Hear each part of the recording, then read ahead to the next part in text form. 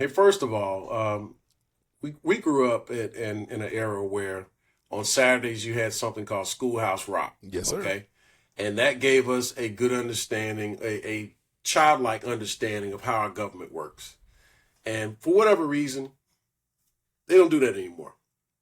Saturdays now are, unless you have a Cartoon Network or some other channel, the Boomerang, you won't see Schoolhouse Rock. So a lot of people are ignorant when it comes to politics. And so, what is really needed is education on civics.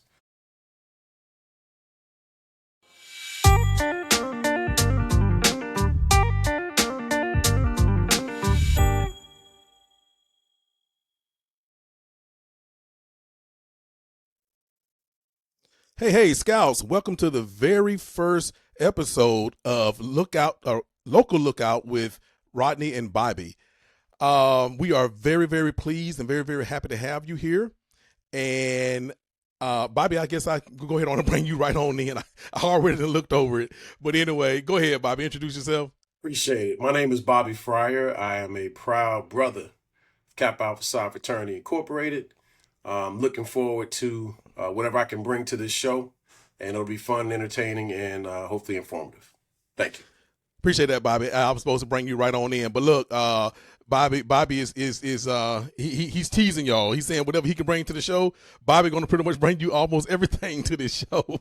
So and I can't wait, to have him on. If a lot of you guys may be used to hearing Bobby as a BMR, as a Black Man's Roundtable commentator or contributor, on our other show with the Roundup with Rodney and Rodney. But yes, Bobby is featured on this show. He is actually a co-host on this show. So there was a lot of demand to hear more from Bobby. Well, you got it. You're going to start hearing more from Bobby. So, and we are looking very, very forward to that. But again, like I said, this is our very first show for the Local Lookout. With Rodney and Bobby, you're gonna hear us more say with R&B, because a lot of people they're gonna love our rhythm, but sometimes they're not gonna like our blues. So that's the way we're gonna kind of promote that piece. So, but anyway, and we call you guys Scouts. Why do we call you Scouts? Because this is the followers of the Local Lookout, because we are both military veterans, and like sentinels, we are always looking out, especially in the local community. Local meaning here out in the West Metro of Atlanta, Douglas, Paulding, South Carroll County, all that, but also the Metro Atlanta and even Georgia. We're going to be talking about stuff today that affects the entire state of Georgia. So, but again, we consider that local. So we call you guys Scouts because we want for you guys to help us scout out the nonsense and to help us look out for some of the things that are happening local. So, with that being said, that's kind of a brief intro of this of this podcast. Today, we have on a local leader in our community. He is the president of the newly founded chapter of Phi Beta Sigma Fraternity Incorporated, which is the Upsilon Iota Sigma Chapter here for Douglas County, which I am a proud member of myself of that chapter. And his name is Brother Bill Payne, the president of the chapter. We're going to bring him in. Make sure we get him in here. Okay. There we go. Bill, can you hear us, Brother Payne? I can hear you. I can see you. Thank you so much for inviting me to do this. Absolutely, absolutely. And I think I said founded, but I meant to say chartered, newly chartered. I'll straighten that out for you. Okay, yeah. A newly chartered, he's the president of a newly chartered chapter here on the west side, the only Phi Beta Sigma chapter that is on the west side of Atlanta, the West Metro of Atlanta. And so we are very, very proud to have him on. And I know they have some events coming up, and he is a chartered member as well as I am a chartered member as well. Brother Payne, welcome to the show. What you got for us? What do I have for you? Like I said, really thank you so much for taking the time to invite me on this inaugural episode of your show. Feel pretty honored, I gotta say. We're honored to have you. I just wanted to talk a little bit about Phi Beta Sigma, introduce the fraternity to those who may not know the fraternity, and just kind of just give you a hint of what we are hoping to do in Douglas, Paulding, and Carroll counties, if that's okay. Yes, sir. All right. So, for those of you who do not know, Phi Beta Sigma Fraternity was founded on the campus of Howard University in 1914. The idea was to develop an organization that consisted of a diverse group of college educated Black men with wide ranging talents. Their aim and approach, the founders' aim and approach was significantly different from the approach to membership taken by other Black fraternities of the era. We were looking to establish a fraternity of every man. And quite often in that era, other fraternities and sororities were a bit exclusive. And that was the aim and the goal. A. Langston Taylor enlisted the help of Leonard Francis Morris, and Charles I. Brown, and they established Phi Beta Sigma to lead in what would become an era of great change in American society. The organization's legacy includes many outstanding men who were instrumental in bringing about revolutionary change in this nation. A. Philip Randolph, a driving force behind the March on Washington, also co-founder of the Brotherhood of Sleeping Car Porters. Hosea Williams, civil rights leader, advocate for ending hunger in America. And of course, Congressman John Lewis were all Sigma men. The fraternity's mission, its purpose, is summed up in the phrase culture for service and service for humanity. And we work to live out that purpose through brotherhood, scholarship, and through service. 110 years later, Phi Beta Sigma Incorporated has become a global organization. There are 39 collegiate chapters, collegiate and alumni chapters across Georgia, 13 in the metro Atlanta area. But until recently, like you said in your intro, there has been none in that Douglasville area. Our chapter was chartered in April of this year. The Upsilon Iota Sigma Chapter. Our current goal is really to lay the foundation for an organization that will make a lasting impact on this area for many, many years to come. We plan to partner with local organizations, fraternities, sororities, nonprofit, civic organizations that have missions that align with our fraternity's overarching initiatives in the areas of business, education, and social action. And really, my role as president is to identify some of those community partners and connect them to brothers in the chapter who are passionate about the things and the work that they are doing, so that we can help support that work. As our chapter grows, we hope to offer our own programming designed to support and add value to the lives of those living in Douglas, Paulding, and Carroll counties. So ultimately, that's us in a nutshell. If you have any questions, I'm here to answer. Oh, Bobby, you were about to say something? No, go ahead. Oh, okay. Yeah, and like I said, there's been a lot of there's been great I guess reception for the new chapter. As you know, Brother Payne, in the West Metro area, it's like, everybody was waiting on Phi Beta Sigma to actually get over onto the west side. Is like, where in the world is Phi Beta Sigma? And so a lot of hard work, of course, went into chartering this chapter. And before you get out of here, we're going to make sure that you let people know, about the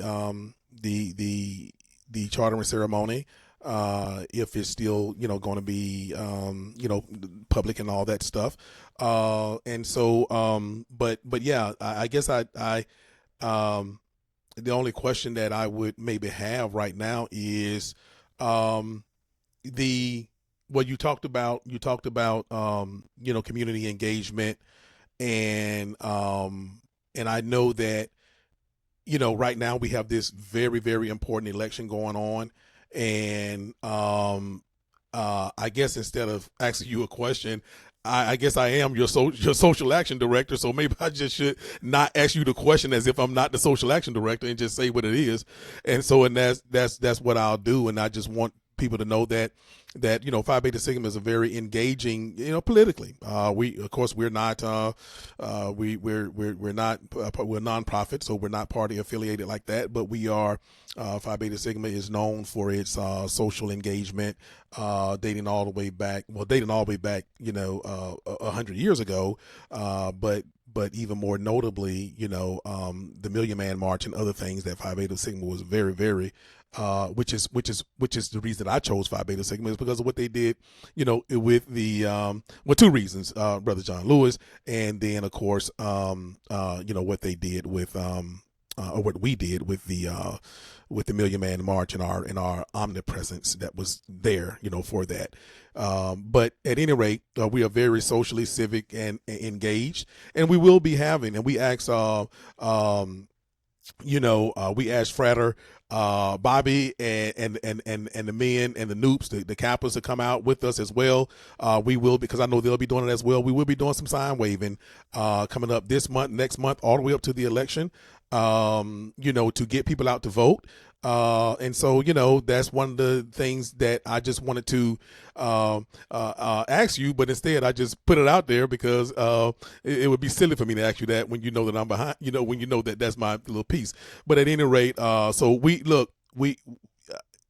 the presence in the community, Brother Payne, has already been felt, and they're glad we're here. I'm one of the longest members of the new chapter as far as living in Douglas County. So I know that people are very, very happy, very, very proud to have us out here. And so so I guess those are my comments about what you said. Anything that you want to add, Brother Payne, before we? Well, so I guess I will just kind of talk a little bit about some of those programs. So, like you mentioned, social action, voter initiatives, voter registration, candidate forums. Those are the types of things.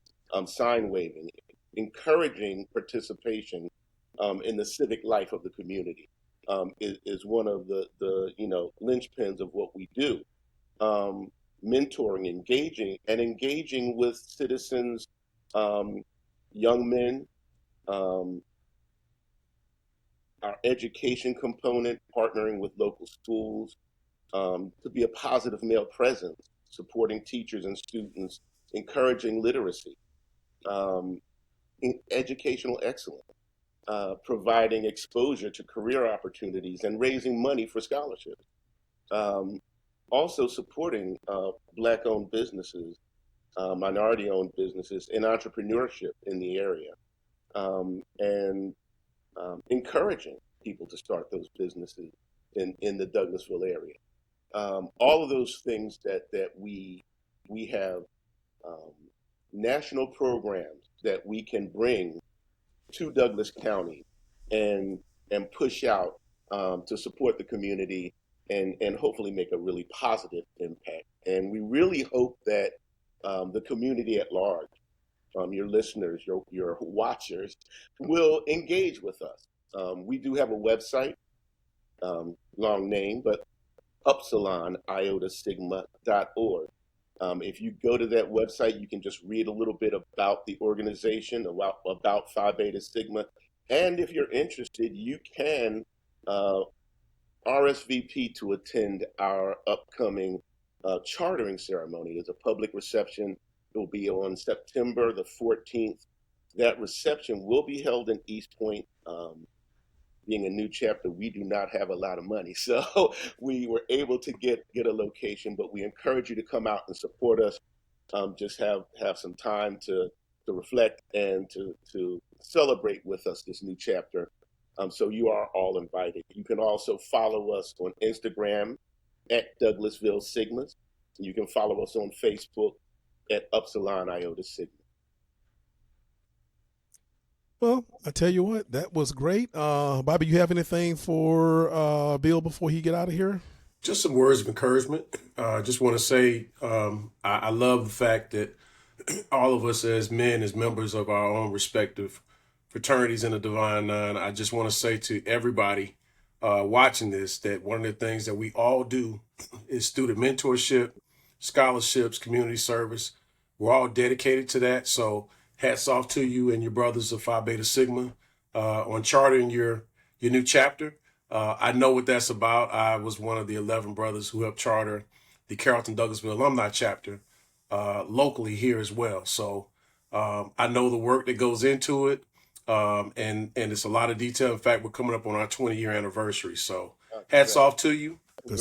And we look forward to partnering with you on what we can do going forward. Because, again, the work is never done. And, again, it's our community. It's who we all serve, so we can figure out things we can do together. I appreciate this opportunity. Absolutely. All right, Bill. Well, look, you will not be a stranger to the show. Anytime, we our intent on this show is to, have local leaders to come out and to talk about like what you just talked about, letting people know, what's going on in the community. And I know, Bobby, I believe you were a pole march of you basically the president of your local Kappa chapter here as well. So, and Bill, you're serving currently. So people really, really do look up to the leaders and the members of these fraternities and sororities. And so you definitely won't be a stranger, Bill, and we're looking forward to having you back on, Brother Payne. All right. So with that being said, Brother Payne, we will see you next time. And I know you're going to help. You're going to, you're pretty political yourself, so you're going to help us look out. You kind of, you're a scout. You're a scout. I'm a scout. Don't worry. you will be out there scouting for us. So anyway, Bill, Brother Payne, good to have you on. We'll see you later, brother. All right. Thank you, sir. Good night. Good night. All right, great. Our very first guest, Bobby. I think Bill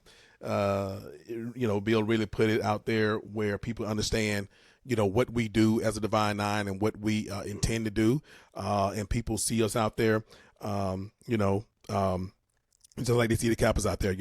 We're much newer, but I tell you, we're making our presence, and I'm pretty satisfied with people seeing us out in them streets. All right, yes, sir. All right, Bobby, what we got? We got our Civics 101. We got our Civics 101, which, by the way, Scouts, we will be every week.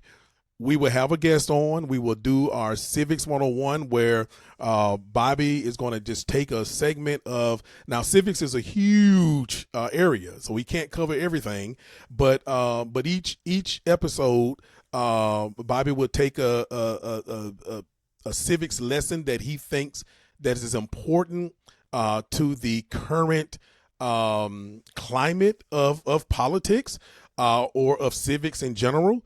And he will kind of break it down and to you guys, because they don't really teach civics no more in high school. So we know that there's a lot of people out there that really want to learn about civics. And after that, we will also do our hot topic for that week. Bobby will do one. I will do one. We will kind of flip flop on those, but we won't do them the same week. We won't have one. Each one of us won't have one when we have a guest on, because we'll run over to the show limit. And then we will have our whole spotlight.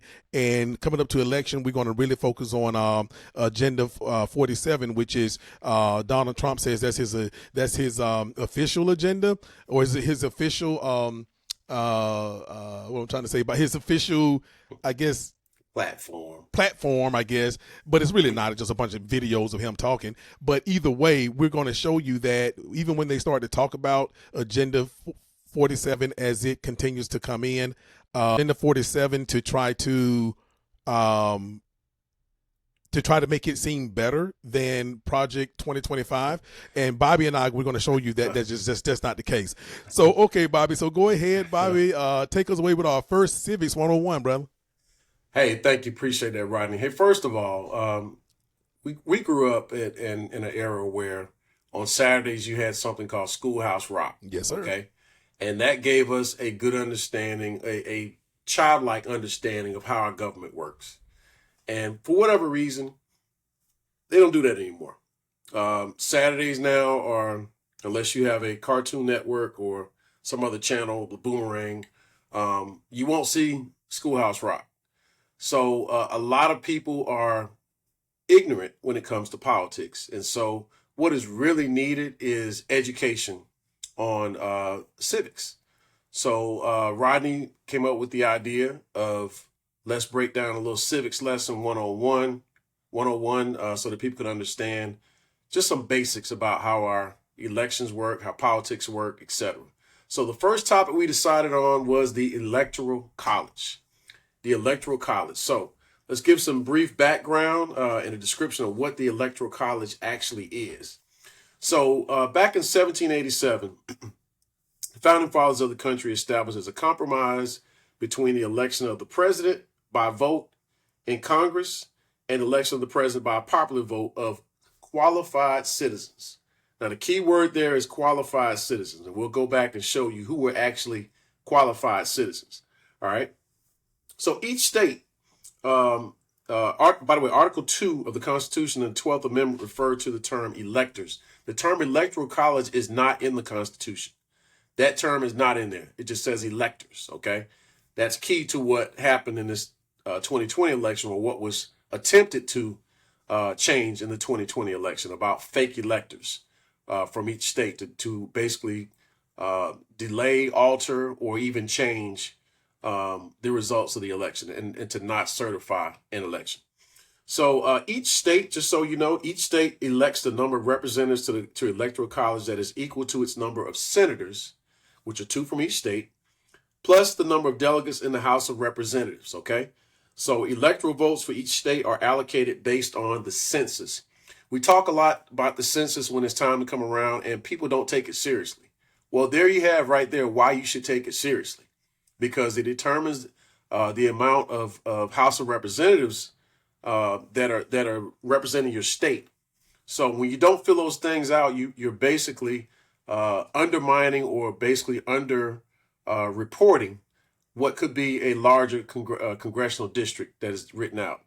So in the state of Georgia, we have 16. We have 2 senators and we have 14 House reps. So we have a total of 16 electoral delegates from the state of Georgia. Now, how that is determined on who gets those electoral votes is based on which candidate wins the most amount of votes in each state. All right. There are 2 exceptions, which are Maine and Nebraska. They appoint individual electors based on the winner of the popular vote within each congressional district, and then 2 at-large electors based on the winner of the overall statewide popular vote. Okay. So I hope that doesn't confuse anyone. Currently, we have 538 electors in the Electoral College. To win the presidency, you need at least 270 electoral votes. The popular vote used to determine the president and the vice president based on first and second place. So if you look at the first president, George Washington, John Adams was second, so he was the vice president. Okay. But that all changed based on the Electoral College. That wouldn't have happened, as we know right now. So if you are the winner of the popular vote, there is a very good chance you are going to win the presidency. However, there have been some exceptions. There's been at least 5.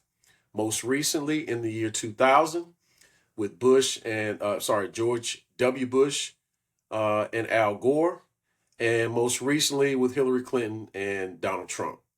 So 2000 and 2016, in both of those elections, Al Gore won the popular vote, but he lost the Electoral College vote. Hillary Clinton won the popular vote, but Donald Trump won the Electoral College vote. So there are 2 examples right there recently. It's happened 5 times. The others were in the 1800s, where the popular vote winner did not win the presidency. So there's that. Now, let's go back to one important point about how the electoral delegates were determined, or go back to when it was originally established. So determining exactly how many electors to assign to each state was a sticking point with the founding fathers. Okay. So the divide was between slave-owning and non-slave-owning states. So it was the same issue that plagued the distribution of seats in the House of Representatives as to whether or not the founding fathers should include slaves in counting the state's population. So here's an example. In 1787, roughly 40% of people living in the southern states were enslaved black people.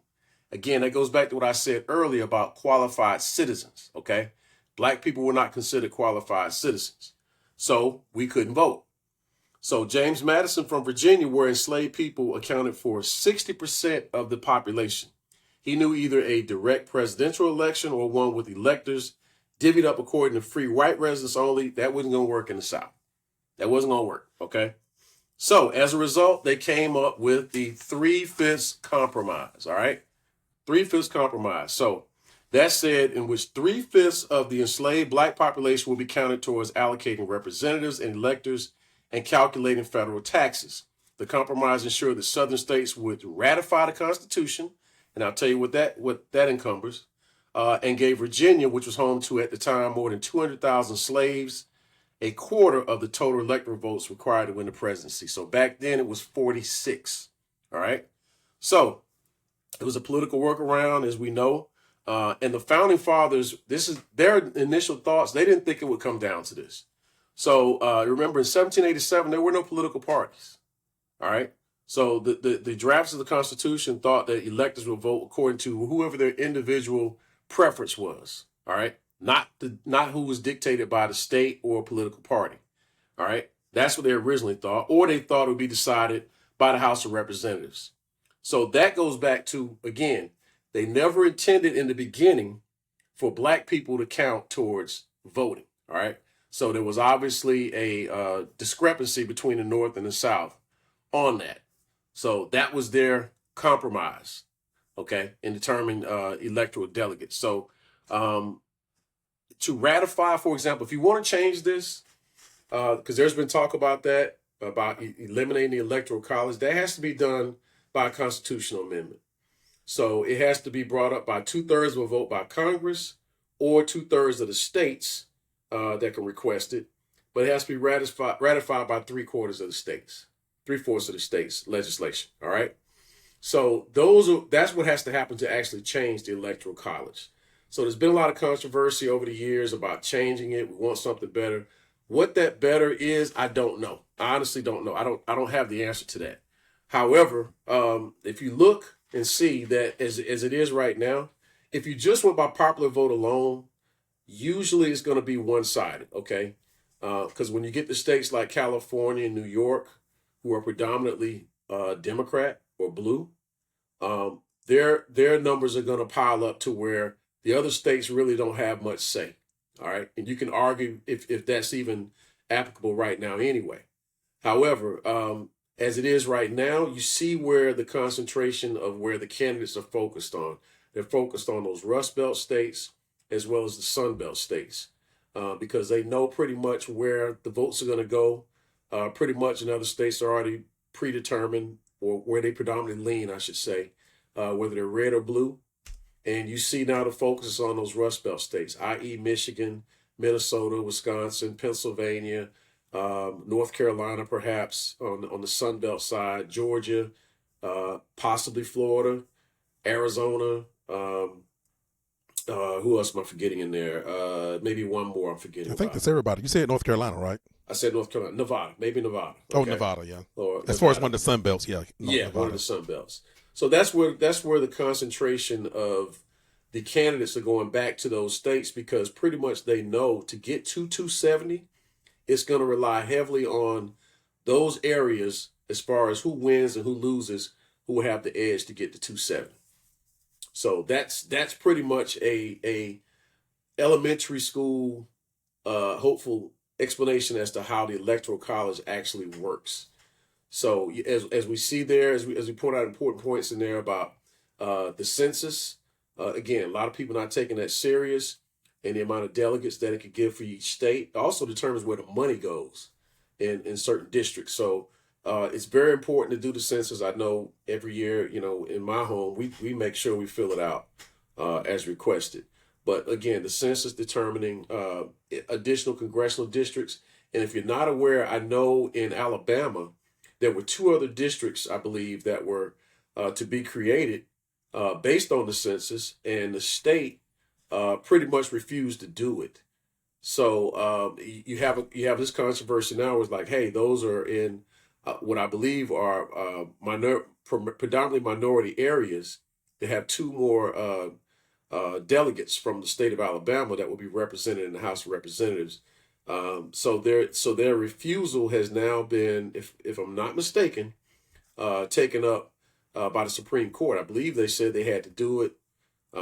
Yeah, I think I don't know recognize if the lines, both. right? Yeah, I don't know if both, but I definitely believe one of those congressional districts they had to go through with it and recognize what happened with the vote.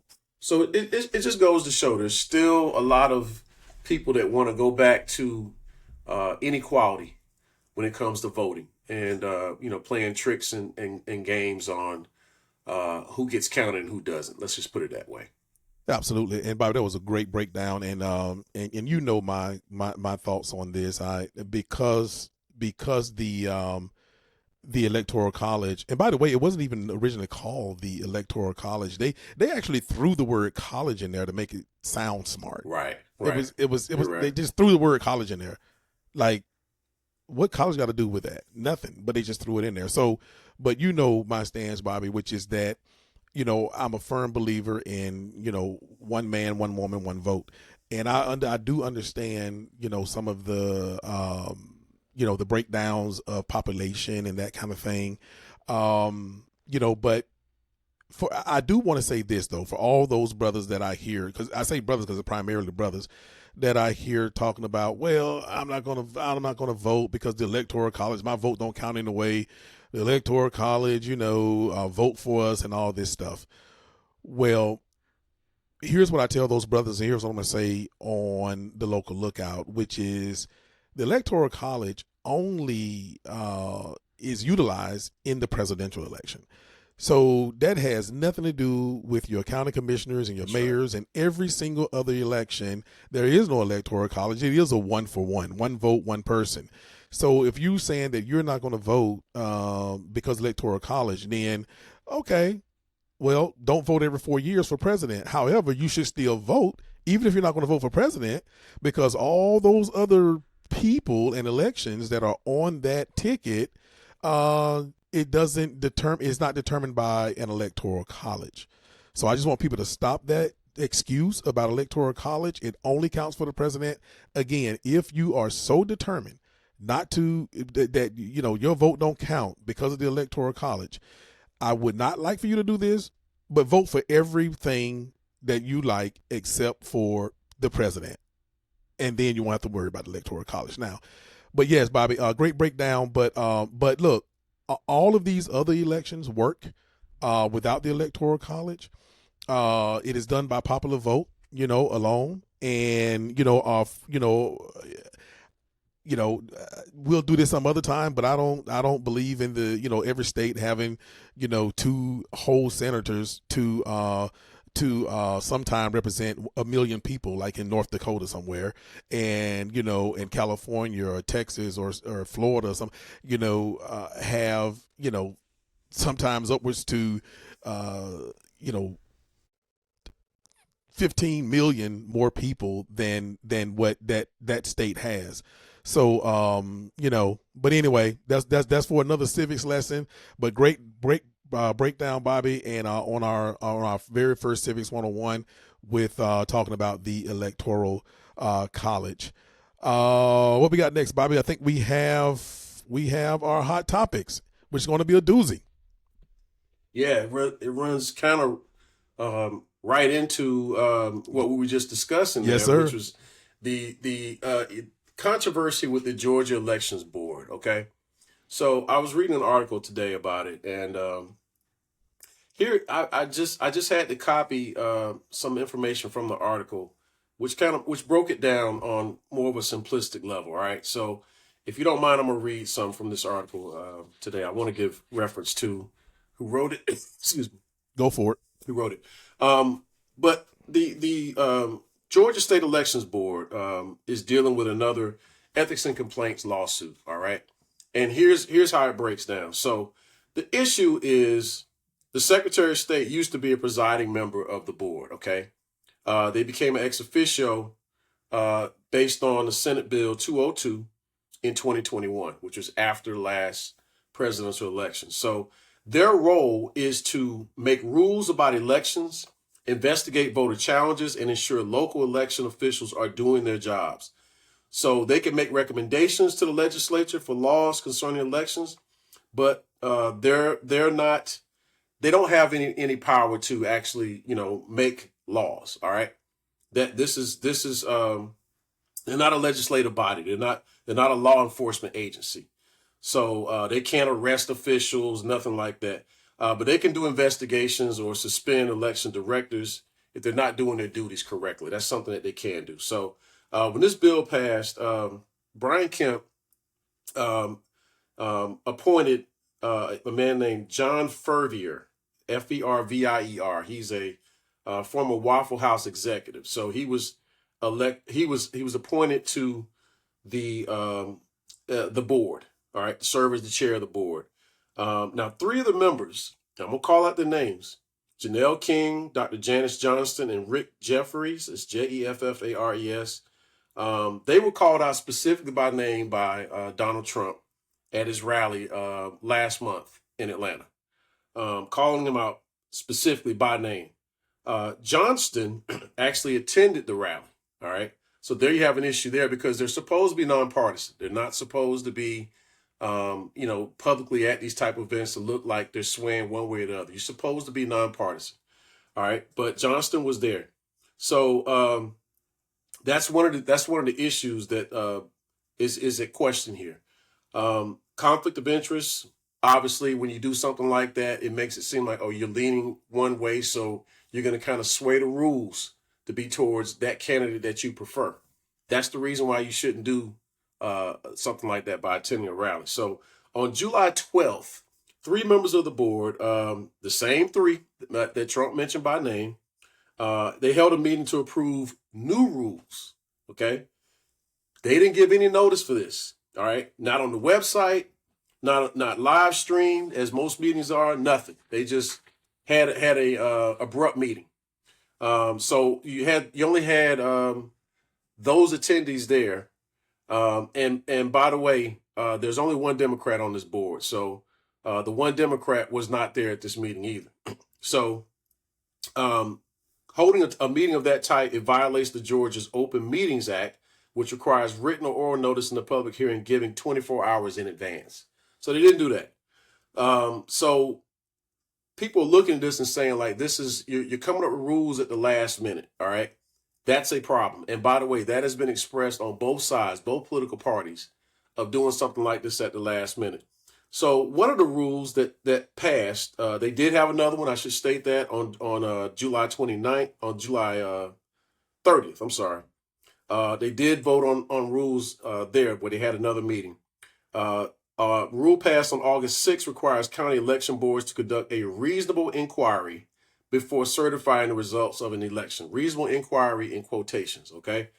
The word reasonable was left undefined. We've already had this issue with the Supreme Court saying that what are official acts of a president. That's very ambiguous. You don't want to have ambiguous language out there because all it does is create confusion. On a rule passed on August 19th will allow local election officials to request and review an expanded number of documents before certifying an election. That's one of the major issues. So supporters of the rules say more access to documents can give local election boards more confidence in the election certification, but some worry that it could give election board members leverage to refuse certification also, okay? You're giving them maybe too much power. Another rule that was passed at the same meeting requires counties to verify vote counts ahead of the deadline for overseas absentee ballots. Now, I've listened to Donald Trump say you shouldn't have mail-in ballots. And every time I hear that, I think about us being veterans. So what are you saying? For the members, for members of our armed services that are serving overseas, they can't come back here just to vote and then go back to their, their assignment overseas or where they're deployed. So eliminating mail-in ballots doesn't make any sense. That does, on its face, it doesn't make any sense. It's also excluding the elderly or those that have disabilities that may not be able to come in person and vote. So that right there is another problem. They agreed to open investigation into the 2020 election count in Fulton County, but Chris Carr, who is the Attorney General, shut down the request, saying it's not legally possible. Now, one of the things that they're also trying to do is have a hand count on the day of the election, all right? And all that does is it just delays the amount of time to certify the results, okay? Why would you want to do something that's more tedious to this? I don't understand why. Well, I do understand why. You're making things more difficult, putting more obstacles in the way to actually serve voters. The voting process should be made easier for everyone, not more difficult. And constantly what I see are obstacles that are thrown in the way to make things more difficult. So that right there is an issue. So as a result now, and by the way, election officials have 1 week after after election day to certify the results. You have 1 week. So there's a concern that with what they're proposing won't allow enough time for that to be done in that period of time, within 1 week, with all the things they're trying to do, making it more tedious. And by the way, where I personally have an issue with much of this is that in the last election, Brad Raffensperger said this was the most secure election. He said that, right? The only reason now you're taking these extra steps is because of a false claim by the past, I'll just say the past person in the Oval Office, that somehow some type of cheating was done. When you go to court on this stuff and not a single judge says anything in your favor about there being some type of widespread voter fraud, all those things, it's enough is enough. I mean, you're wasting taxpayer money, you're wasting time in the court system tying this stuff up because you can't accept the fact that you lost. You took a L. All right. So as a result, Lucy McBath has backed the lawsuit that now has been put on the board or on the elections board about these new rules, about these last minute changes that could possibly delay certification. These type of things, these type of things that are done at the last minute, or when it seems like you're doing it because why? What are the reasons you're doing this now? It's all sketchy. It all brings up the question how secure this election will be.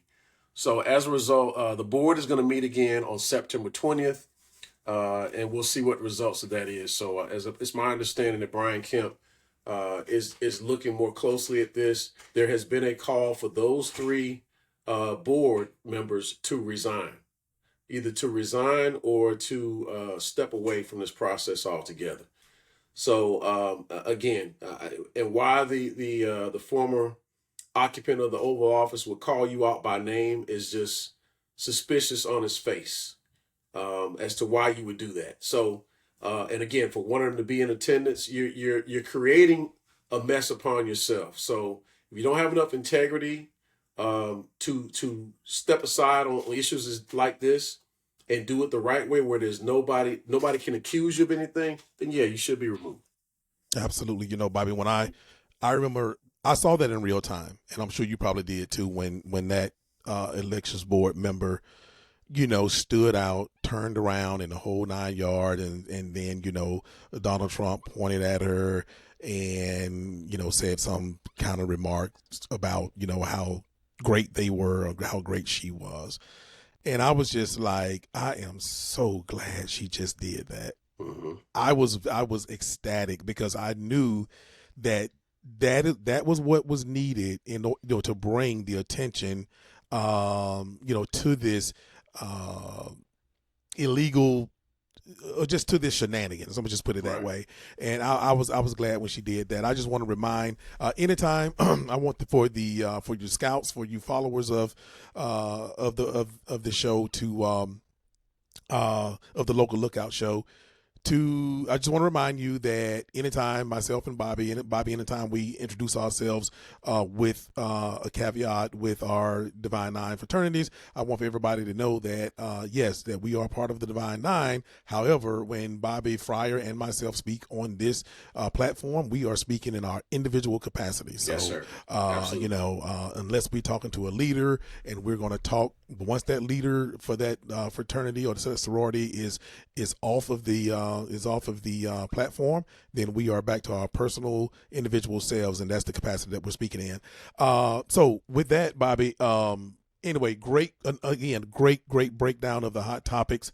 There's a couple of things, that those positions were supposed to be just very obscure positions, of the election board. They, like you said, they don't have any. There are people who are looking and reaching for power for anything. You got school board members out here acting like they are the president of the United States, and all of this false power that people think that they have.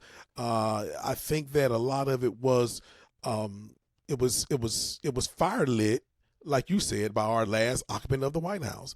And so, he makes these people think that that their jobs or their authority is greater than what it is. But of course, that authority and power he hopes to lead, back up to him.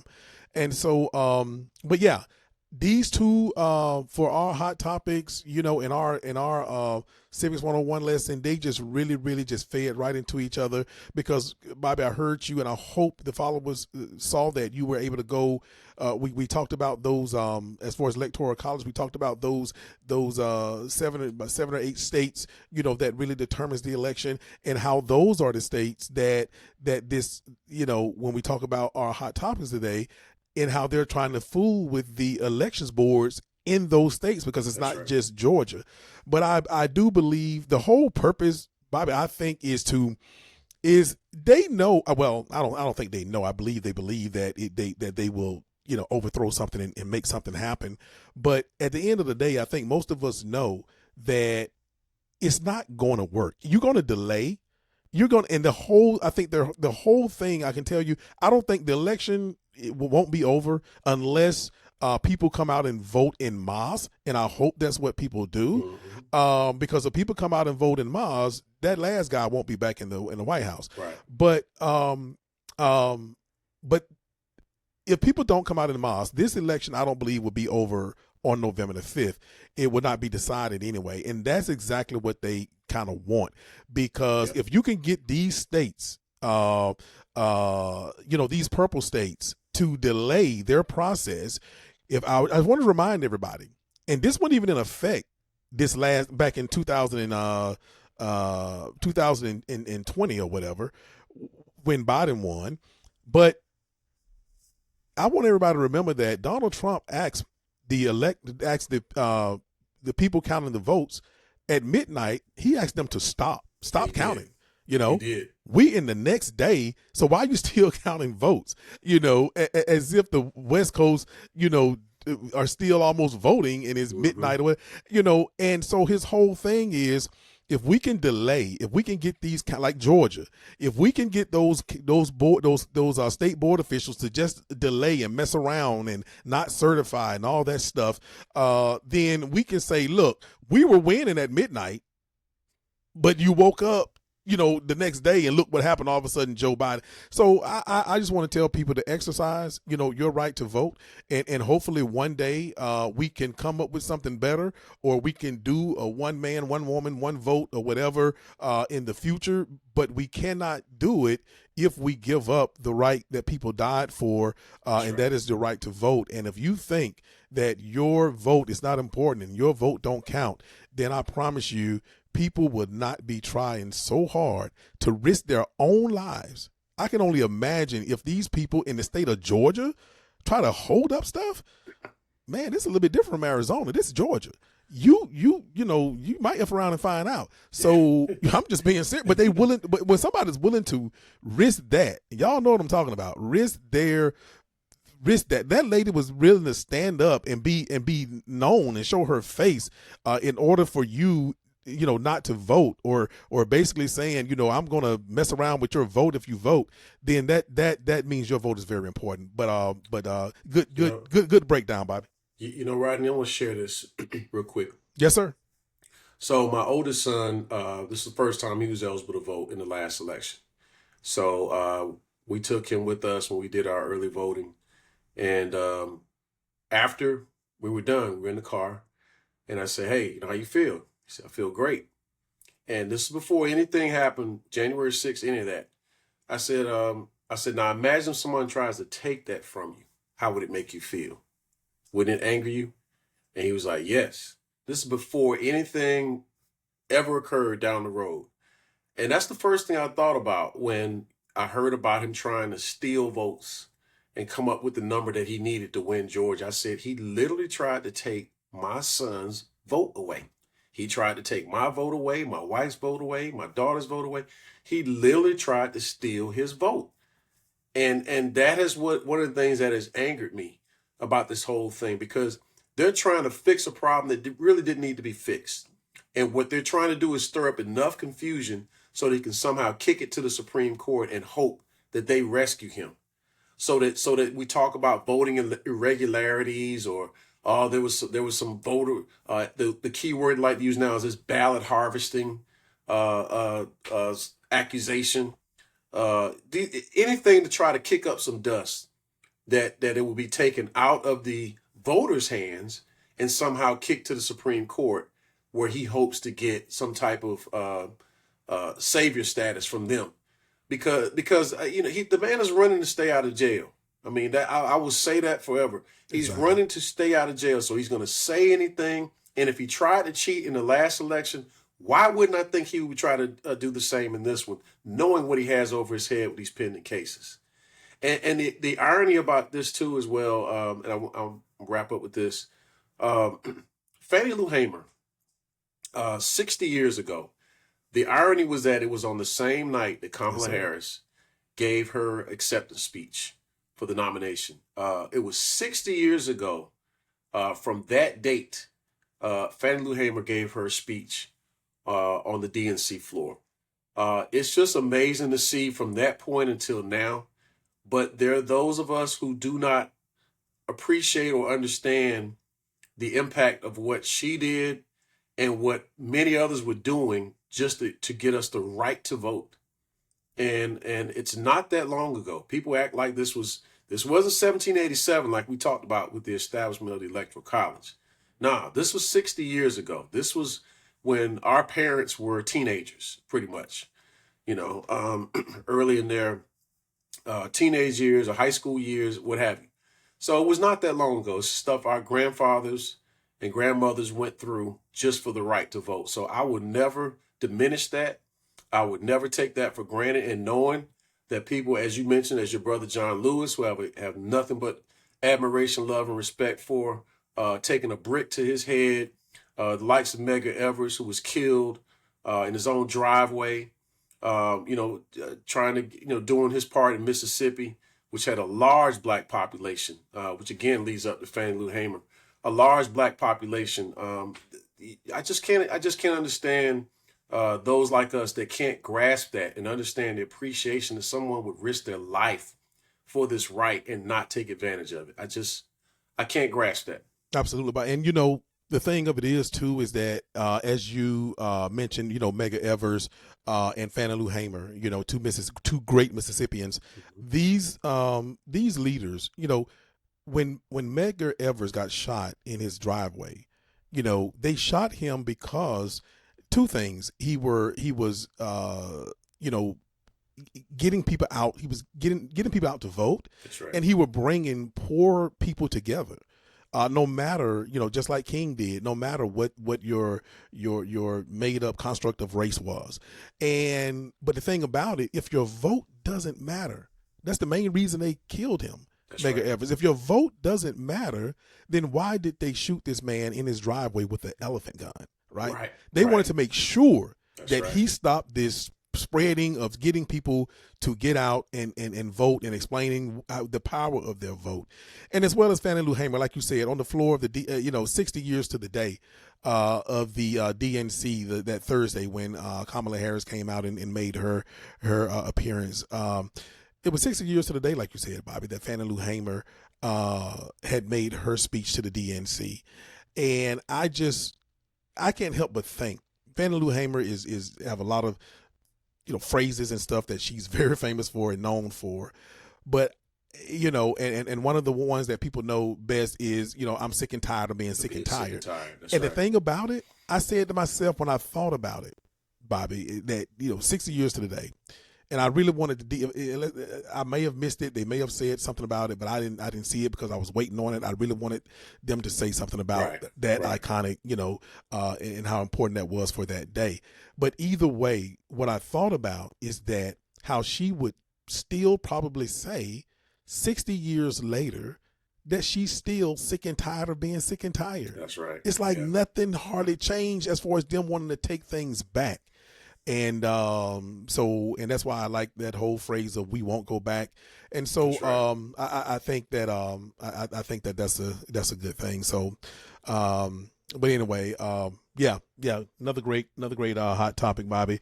Last thing we have is our whole spotlight, which like I said in the introduction, we're going to spotlight the agenda.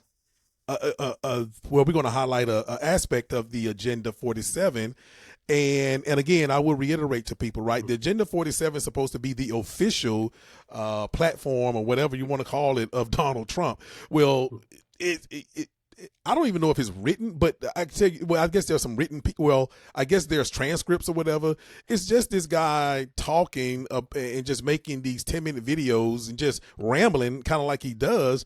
But what we want to do, because we feel that they want to move so far, they want to move away from Project 2025, which we highlight on the other Black Man's Roundtable spin-off show, but Bobby and I got together and said, hey, let's concentrate on the Agenda 47 for the local lookout, because we feel that they're going to start trying to talk more about that in the in October, probably even in the end of September, and all throughout October, which I deeply believe there's going to be a couple of October surprises that's going to really crush this guy. I don't know what they are. I don't know. I just believe that there will be. But anyway, that Arlington Cemetery debacle is not going to sit well.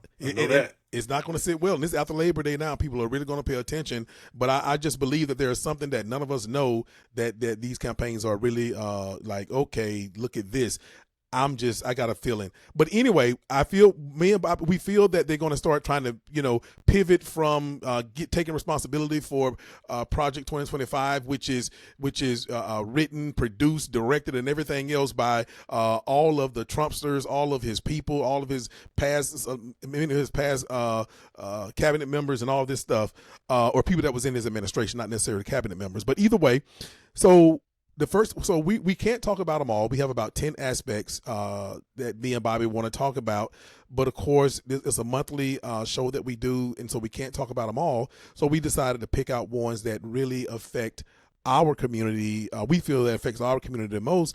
And so we started, the aspect we want to talk about today is law enforcement, and the Agenda 47. The one thing that we want to highlight as far as law enforcement that really stands out is the increasing in funding and support for law enforcement agencies, and to defund the FBI.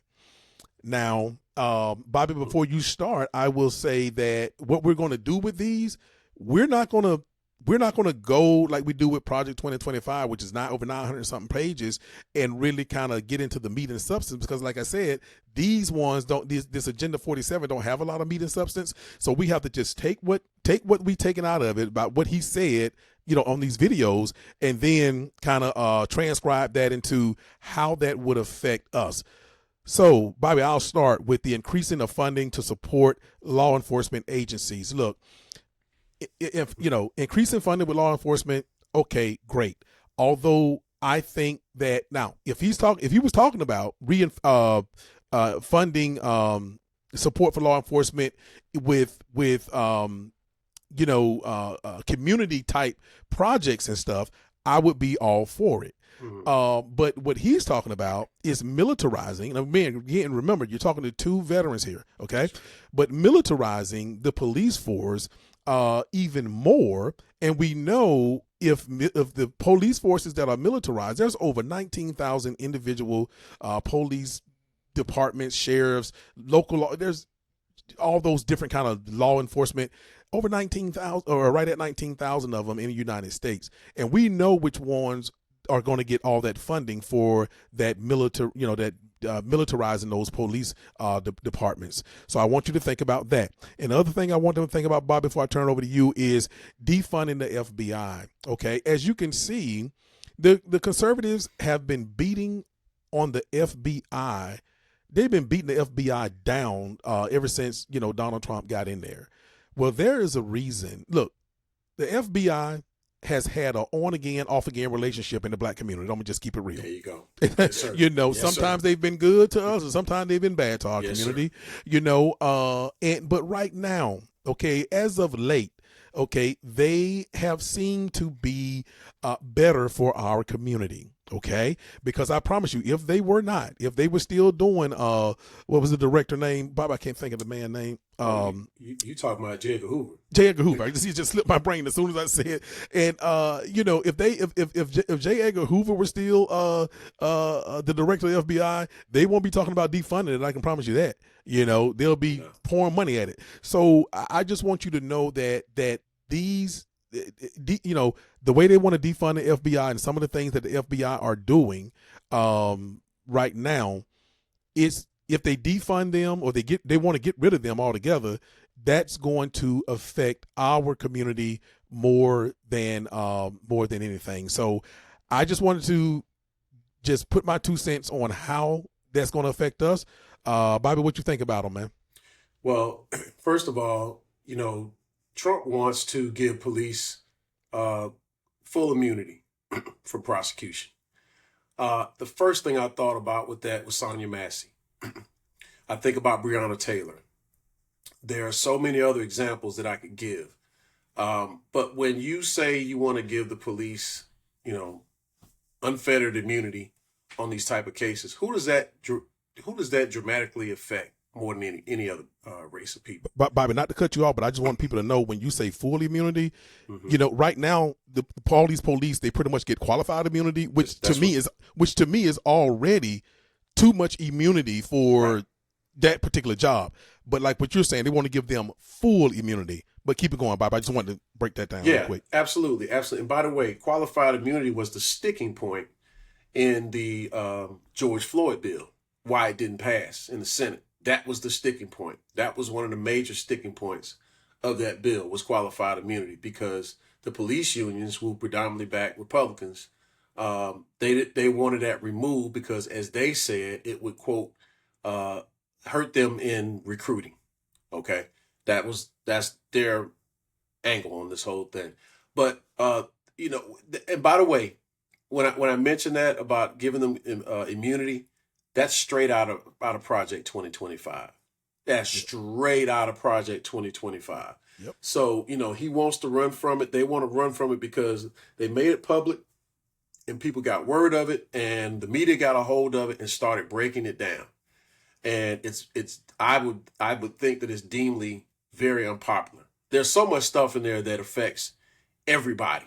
But it is so unpopular that now they're trying to run from it and say, no, his platform is Agenda 47. Man, look, if you got over 140 people that you were associated with from your last administration that helped write this one, okay, don't tell me you don't know anything about it, or you never heard of it, or they got some.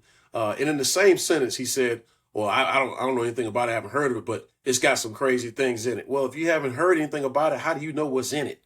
That's where he tends to double talk so many times. And it's like you catch him just like that in his lies. But as we know, no, I'm not buying that you don't know anything about it. But qualified immunity, and full immunity, as we talked about, it inoculates police from being sued civilly. When you look at the Derek Chauvin case up in Minnesota, that would mean that he basically would not be sued civilly, may not pay for what we saw on camera that he did with killing George Floyd. So, and there are so many cases like that that are out there. And we're not against law enforcement. We need law enforcement. Nobody's saying that. But when you have people that don't uphold the badge, under the law, that's who I'm talking about. I'm talking about those that violate the law and violate the rights of citizens. Just because even if you arrest someone, by the way, you're trained to handle situations that deal with numerous issues. They're trained on how to handle that. It doesn't have to equate to someone dying or killing. You're trained on bringing them in alive and then let them get their opportunity at trial to determine whether they're innocent or guilty. The demilitarization of that, we know which communities are going to be affected by that the most. We know where most of those resources will go. We know where most of that money will lie, and what will be done. SWAT teams, by the way, SWAT teams were created around the time that the Black Panthers were around. So we've seen this movie before. We've learned from the past. We know the little language that's used and who they're talking about without specifically saying it. But we have to just recognize it when it's put out there like that and say, like, I know who you're talking about. I know who this is going to affect more than anybody or anything. So that's my 2 cents on that. Yeah, and Bobby, since you bring up the SWAT teams and being created around the Black Panther Party many years ago, I'm going to bring it. I want to bring it a little bit up to date for our younger listeners, to give them something relevant to what's happening right now. So when we militarizing the police force, again, you're talking to two veterans. We understand the impact of militarizing militarizing the police force. If there are people in America who do not like and mostly disagree with militarizing police forces, it is our military in uniform and our veterans, okay? We understand around the world what that looks like and what can happen. Case in point, right now, when you look at Israel, right? If you got a person who's wanting to become president and who wanted to change our government to a fascist kind of government, then what happens is, if you have given police just full immunity, that those police forces, when like Bobby just said, right? These police forces all around, the police unions, okay, they pretty much support Donald Trump, and they usually support the Republican or conservative presidents, right? So that being said, if you have full immunity, you look at what's going on in Israel right now. Those police are out there beating citizens down, and they know there's nothing going to happen to them. And if you think that they're going to try to delineate on who you are and what party you belong to, and you get caught up or whatever, or your teenage or young adult child, is out there in them streets, they're not going to ask, hey, is your mother or is your father, conservative or liberal or whatever. They're just going to beat your papers. Let me see your papers. Exactly. They're just going to beat them in the head. And so I just want for people to understand that there's a reason for militarizing the police that way, and it's just not good. It's just not good. And one other segue into the FBI comment, as you mentioned, we're aware, and for those that may not be aware, go research COINTELPRO.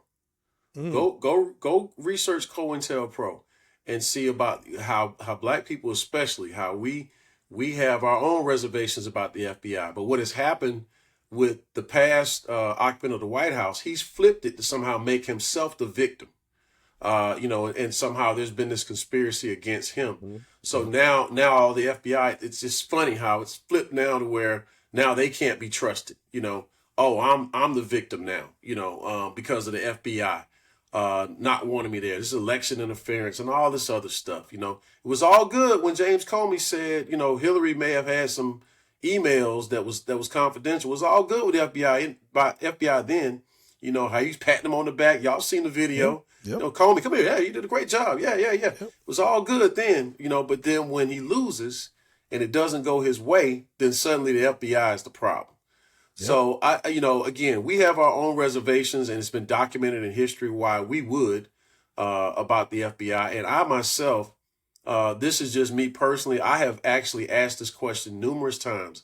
I don't understand why J. Edgar Hoover's name is on the FBI building in Washington, D.C. Why are we honoring this man who used state-sponsored terror on its citizens, i.e. black people? Why are we honoring him with a name on the building? Take it off. And, you know, I really do believe that one day it will come down. It will come off, just like, you know, so many of these Confederate monuments, just like so many of the monuments that's in the Capitol building, you know. And so we're looking forward to that day. Look, I think it was a pretty good first episode we did here tonight, Bobby. I think that the Scouts going to really enjoy it. And I do want to say before we close this first episode out is, again, thank you for our guest, our brother Bill Payne, the president of Upsilon Iota Sigma Chapter, Phi Beta Sigma Fraternity right here in Douglas County. And we're going to have great guests, good guests for you guys coming in the future. Ones that's going to bring some some knowledge to the table, especially here local in the state of Georgia, all the way down to the west side in Douglas County and all of that stuff as well. So get ready to look forward to that. Bobby, I see you got your gear on, man. I just want to say, hey, it's the first week of the NFL, and look, I'm definitely looking forward, to these birds having an outstanding year. The dogs, my dogs ate well on Saturday. Oh yeah, so dogs. I'm hoping the birds, get some good chow in there as well on Sunday. What is it? Is it 12? I mean, is it 1? They got a 1 o'clock game. It's 1 o'clock. It's 1 o'clock. 1 o'clock here locally. You're probably like me. Two of my best friends. We talked about this. It's a love-hate relationship with our local teams. Yeah. With the Falcons. I'm sorry, not local teams, with the Falcons specifically. Because there are times where they've broken our hearts so many times. I'm not over 28-3. The Super Bowl with the Patriots. I'm never gonna get over that. Forget that. But just hope one day that we're on the winning end of a Super Bowl that we can celebrate, because been wanting it for a long time. And so we'll see how this year shakes out. I am excited about this year. So I'm a season ticket holder. I've been a season ticket holder for 25 straight years. So I was, and then I let it go, and then I wasn't. So, but I'm wanting to again one day. I've been a Falcon fan my entire life, and rough life, man. Yes, rough life, but I think there's no more humble people in the world than Falcon fans. And so I think it comes out in the shows and stuff that we do, and the ones that you are on, not only this one, we know not to get too high or I guess get too low sometimes. We just go with the flow. But anyway, they look good on paper, man. So I'm looking forward to it. I'm predicting an 11-5 season, with a couple of playoff appearances, and this team 11-6. It was 17 games. It's 11-6. Or you gonna go 12-5? Yep. 11-6. My bad. I see 11 wins, and so but I'm still stuck on the 16 games. Yeah. But I think that again, just looking forward to it. They look good on paper. We'll see, and we'll definitely, I think, put our opinion in it. When we have our show. So, but because I'm sure there's a lot of Falcon fans that probably hidden Falcon fans watches this. So, but anyway, they look quite a bit like this team is built quite a bit like the 2015-16 team. Yeah. So who knows? I like the moves. Yeah. Just stay under the radar like we did, and just sneak up on folks. But And I'm a big Braves fan. I mean to cut you off. I'm a big Braves fan. Oh, I am too. I'm all Georgia. I'm all Georgia. Me too. Yeah, I'm the same way. So I'm all shout Georgia. out to the Braves. Tough season with all these injuries though. That's bothered me. But I'm still pulling for them. And if it was any other team with all those injuries, they won't even be thinking about True. even making making it into the postseason at all. But the Braves are still can make that happen, and I think they will make it happen. So we'll see though. A lot of injuries and a lot of stuff like that. A lot of bad luck with the Braves this year. So, We're gonna leave out the Hawks. Yeah, well, you can say something. I'm still a Hawks fan, man. I'm one of those that's still angry. I want them to win so bad. I thought a few years ago I was really hyped up when they made that run in the playoffs until Trey turned his ankle. It really changed things. But I know a lot of fans that are still angry at the Hawks for trading Dominique. So that's an unforgivable act to me as well. Shout out to Dominique. Still got love for Dominique, greatest Hawks player in history. Always. I taught school with his first cousin. Yeah, and she was tall too, so I know she wasn't lying. Her name was Wilkins, but some years ago, and and hey, shout out to the Five Stripes. Hopefully they can get back where they used to be. So, but anyway, we'll just continue to hope for our Georgia teams. Anyway, Bobby, our next episode looks like, I believe, September the 10th. For the local lookout with Rodney and Bobby. That'll be September the 10th.